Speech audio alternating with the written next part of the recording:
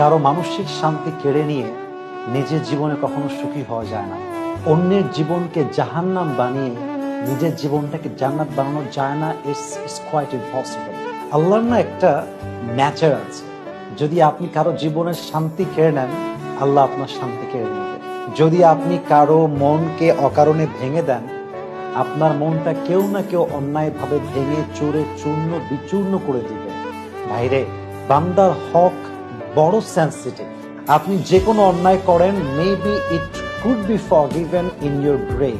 কবরে যাওয়ার পরে আল্লাহর সঙ্গে রিলেটেড যত রাইটস আছে, যত হক আছে, এটা আপনি নষ্ট করলে আল্লাহ আপনাকে ক্ষমা করতেও পারেন, because it is in the hand of Allah সুবহানাহু ওয়া তাআলা। এটা আল্লাহর হাতে আছে। But if you destroy the rights of servant, যদি আপনি বান্দার হক নষ্ট করেন, এটা যে আপনার জন্য কবরে কত বড় আফসোসের কারণ হবে।